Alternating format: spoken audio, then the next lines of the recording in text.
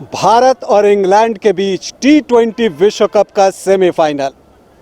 दोनों ही टीमें इस टूर्नामेंट में लगातार शानदार प्रदर्शन करते हुए सेमीफाइनल तक पहुंची है, लेकिन सेमीफाइनल में किस टीम का पलड़ा भारी, ये जानने के लिए अभी हम एक नेट सेशन में आए हुए हैं, जहां हमारे साथ काफ़ी बर्डिंग प्लेयर्स हैं जो कि आगे क्रिकेट में नीली जर्सी में दिखना चाहते हैं, और एक तो हैं जो नीली जर्सी में दिख भी रहे हैं और इनसे जानना चाहते हैं। आपका नाम? सर मेरा नाम श्रेष्ठ सागर हुआ। अच्छा श्रेष्ठ, आपने किस लेवल तक क्रिकेट खेला है? सर अभी 2019 में हम सबसे highest level under 19 India Asia cup के टूर में था। कहाँ का वो टूर हुआ था? Sir Sri Lanka tour. Sri Lanka tour हुआ था। तो पहले तो उस टूर में क्या हुआ था, टीम इंडिया का परफॉर्मेंस कैसा था ये बताएं। सर टीम इंडिया का परफॉर्मेंस बहुत अच्छा था। हम लोग श्रीलंका में फाइनल श्रीलंका से ही खेले थे एशिया कप का, और हम लोग चैंपियन हुआ था। चलिए, तो ये चैंपियन हुए थे, तो इस चैंपियन खिलाड़ी से एक और सवाल, चैंपियन आप करते क्या हैं? सर हम विकेट कीपर बैट्समैन। तो ये विकेट कीपर बैट्समैन है। कैमरामैन से कहेंगे इनके कान के नज़दीक लाइए और इसे दिखाइए। ये किसी की याद दिला रहा है आपको? जी हाँ, ईशान किशन। आप विकेट कीपिंग में किन के फ़ैन हैं? सर अब तो हम तो MS धोनी के फ़ैन है। धोनी भैया के, उनका जो जितना तेज स्टंपिंग है या वो डाइव लगाने की उनको ज़रूरत ही नहीं पड़ता, इतना तेज़ है विकेट के पीछे अपना मूवमेंट से ही पकड़ लेता है। बिल्कुल, ये आपने सही कहा। और जब विकेट कीपर की बात निकली है तो पहला सवाल जो आपसे करेंगे कि ऋषभ पंत या दिनेश कार्तिक, चूँकि हमने देखा कि शुरू में कार्तिक खेल रहे थे, उसके बाद ऋषभ पंत ने आखिरी सुपर 12 का मुकाबला खेला जिम्बाब्वे के खिलाफ। तो आपको क्या लगता है कि सेमीफाइनल में हमें किस विकेट कीपर के साथ जाना चाहिए? देखिए, ये तो इंडिया टीम जो कॉम्बिनेशन बैठता है अगेंस्ट टीम में, जो लेफ्ट आर्म स्पिनर्स है कि इनकमिंग कितने आउटगोइंग कितने, उसके हिसाब से वो लोग विकेट कीपर खिला रहे, क्योंकि दोनों विकेट कीपर काफ़ी अच्छे हैं। दिनेश कार्तिक बहुत एक्सपीरियंस्ड है और IPL में भी और पिछला कुछ टूर में भी उनका परफॉर्मेंस बहुत अच्छा रहा है, और ऋषभ पंत का भी ऑस्ट्रेलिया टूर में वो अकेले जिताए थे। तो जैसा कॉम्बिनेशन वो लोग का ठीक बैठेगा, मेरे को लगता है कि उसी हिसाब से वो लोग अपना विकेट कीपर चूज़ करेंगे। तो देखिए, ये होता है जब आप प्लेयर से बात करते हैं ना, वो आपको क्रिकेटिंग रीज़न देंगे। जैसा कि सागर ने कहा कि ये चीज़ देखा जा सकता है, या टीम मैनेजमेंट शायद ये देखे कि अपोनेंट टीम में लेफ्ट आर्म स्पिनर या लेग स्पिनर कितने हैं, उसके अनुसार वो तय करें कि वो लेफ्ट हैंडर बैटर के साथ जाएं या राइट हैंडर के साथ। लेफ्ट हैंडर मतलब ऋषभ पंत, राइट हैंडर मतलब दिनेश कार्तिक। लेकिन एज अ विकेट कीपर अगर हम बात करें कि विकेट कीपिंग स्किल की बात करें, तो क्या लगता है कि दोनों में से किसके लिए, चूँकि विकेट कीपर की भूमिका बहुत इंपॉर्टेंट हो जाती है मैच में, अब तो और ज़्यादा बढ़ गया जब से ये DRS आ गया है। और हमारे जो दो विकेट कीपर हैं दिनेश कार्तिक और ऋषभ पंत, दोनों का स्वभाव मुझे लगता है DRS में ख़ास करके बिल्कुल ही अपोजिट एंड पे है, नॉर्थ पोल साउथ पोल वाली बात है। जहां दिनेश कार्तिक आम तौर पे कहते हैं कि नहीं लगा है, और एक ऋषभ पंत है जो हर बार कहते हैं लगाइए, एज ले लो और LBW ले लो। तो क्या लगता है कि कौन सा बेहतर विकल्प हो सकता है? देखिए, DRS के हिसाब से अब जैसे हमारे धोनी भी आए रांची के ही, तो वो ऐसा प्लेटफॉर्म सेट कर दिया कि उनका DRS का फुल फॉर्म ही हो गया धोनी रिव्यू सिस्टम। बिल्कुल। तो हम लोग उस हिसाब से देखते हैं कि अब DRS ले रहा है तो हमेशा इंडिया ही के तरफ वो DRS जाए, लेकिन कभी कभी चूक हो जाता है। दिनेश कार्तिक काफ़ी लंबे समय से खेल रहे हैं, उनको मतलब वो काफ़ी एक्सपीरियंस है, और ऋषभ पंत को उस हिसाब का एक्सपीरियंस नहीं है।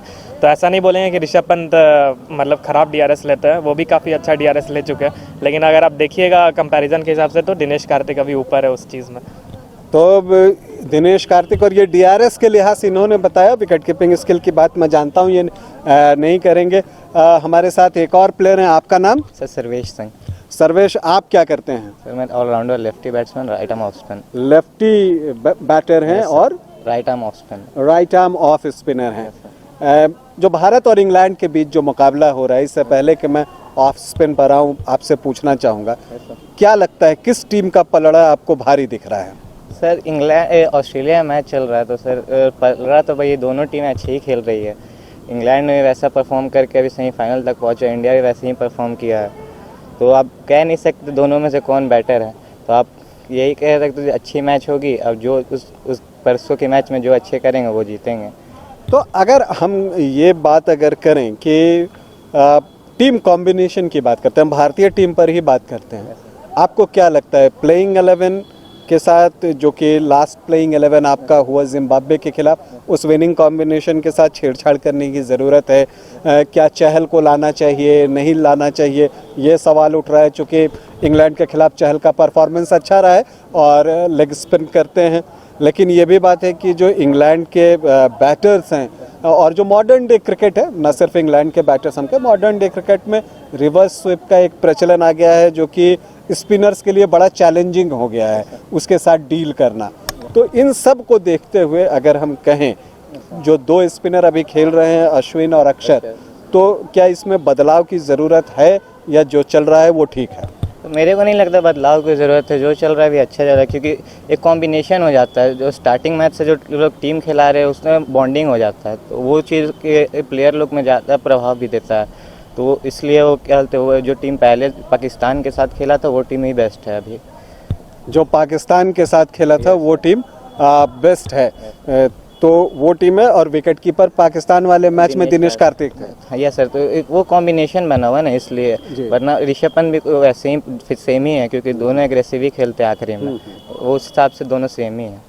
लेकिन आप आए सागर, एक बात और भी मैं जानना चाहूँगा कि देखिए ये जो वर्ल्ड कप है ना, ये तो सूर्य कुमार यादव का आप कह सकते हैं और विराट कोहली, इन दोनों के इर्द गिर्द पूरी भारतीय टीम चल रही है बैटिंग में। और जो हम होता है कि कई बार हम अपनी टीम की तारीफ़ करते रहते हैं, लेकिन कई बार थोड़ा सा क्रिटिकल भी होता है। सच्चाई से आप आंखें मूंद नहीं सकते। अगर आप उस लिहाज से देखें तो हम ये देख रहे हैं कि सूर्य कुमार यादव के बाद, मतलब 2 डाउन पे वो आते हैं 4 नंबर पे, लेकिन 5 पे हार्दिक का अगर आप पहला मैच छोड़ दें और आखिरी मैच में जो 16-18 रनों की पारी है इसको छोड़ दें, उसके बाद जो दिनेश कार्तिक या ऋषभ पंत आ रहे हैं, फिर अक्षर आ रहे हैं, तो ऐसा नहीं लग रहा है कि जो भारत का लोअर मिडिल ऑर्डर है वो चिंता का विषय है इंग्लैंड के खिलाफ भी? नहीं देखिए, ऐसा कोई चिंता का विषय नहीं है। आपका 1-2 शॉट का बात होता है, अगर 1-2 शॉट आपका लग जाता है तो कॉन्फिडेंस बहुत हाई कर देता है। तो कोई भी प्लेयर का जैसे रन नहीं हो रहा, परफॉर्मेंस नहीं निकल रहा, तो 1-2 शॉट मारते हैं तो वो काफ़ी अच्छा कर लेंगे हर चीज़ में। और आप देखिएगा तो मैक्सिमम टूर्स में यही होता है कि कोई भी 2-3 प्लेयर पे ही कोई पूरी टीम चलती है, या तो बॉलर ग्रुप में हो गया 2-3 बॉलर्स, या तो बैटर ग्रुप में हो गया 2-3 बैट्समैन, तो उन पे ही पूरा टीम निर्भर रहता है और बाकी सब थोड़ा 15-20 बना के वो अच्छा टोटल बन जाता है। तो ऐसा कोई चिंता का बात नहीं लग रहा, क्योंकि इंग्लैंड टीम में भी वैसा कोई है नहीं, सब लोग अलग अलग मैच में अलग अलग ही लोग स्कोर कर रहे हैं। देखिए, जब अलग अलग मैच में अलग अलग स्कोर करें तो ये बताता है कि सारे प्लेयर का कंट्रीब्यूशन है, क्रिकेट टीम गेम, ठीक है। लेकिन यहाँ पर क्या हो रहा है कि हम देख रहे हैं कि जो ऊपर के बैट्समैन है, अब राहुल चूँकि उस पार्टी को ज्वाइन कर लिया उन्होंने, जो इनफॉर्म बैटर्स की पार्टी है उसमें अब राहुल, रोहित और क्या कहता है आपको विराट और सूर्य कुमार यादव, रोहित फॉर्म की तलाश कर रहे हैं। और इसके अलावा जो हम देख रहे हैं, जो हमारा लोअर, जो मेरा कंसर्न है जो लोअर मिडिल ऑर्डर के साथ है, क्योंकि होता क्या है कि आपको खेलने के लिए वही 20-25 गेंदें मिलती हैं लोअर मिडिल ऑर्डर को। अब अगर उस समय आप एक्सेलरेट नहीं कर पाते तो, और अगर चूँकि क्रिकेट है, किसी भी दिन कोई भी आपका ऊपर से निकल सकता है, अगर सूर्या और विराट नहीं चले और वैसी पारी कि अगर मिडिल ऑर्डर में घुस गया अपोनेंट आपका, तो फिर उस वक्त क्या किया जाए? सर देखिए, फर्स्ट मैच में भी हम लोग का यही हुआ था, कोई भी बैट्समैन चला नहीं था, वो विराट कोहली की वजह से हम लोग जीत गए और हार्दिक पांड्या के कंट्रीब्यूशन के वजह से। तो ये पार्टनरशिप का बात होता है, अगर कोई भी जो बैट्समैन चल रहे हैं वो नहीं चलेंगे तो एक पार्टनरशिप बिल्डअप होगा, तो लास्ट में इंडिया टीम हमेशा एक्सेलरेट कर सकती है, क्योंकि अक्षर पटेल तक बैटिंग है हमारे पास। लेकिन वही तो दिक्कत हो रही है कि अक्षर के बैट पे बॉल आ नहीं रहा, वो ऑस्ट्रेलियन पिच के साथ जो बाउंस है उसके साथ एडजस्ट करने में मुझे लगता है कि अक्षर अब तक सफल नहीं हो पाए। जो थोड़े बहुत ही मौके मिले हैं उन्हें, कुछ एक गेंदें ही खेलने को मिली हैं, इसलिए किसी निष्कर्ष पर पहुंचना भी थोड़ी बेईमानी होगी उनके साथ।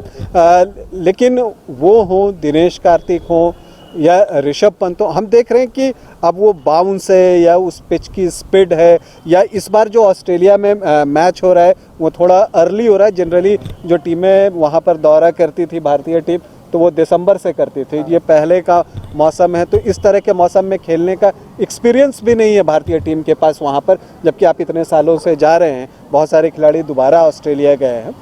तो लगता है कि क्या इससे एक एडजस्टमेंट में परेशानी हो रही है?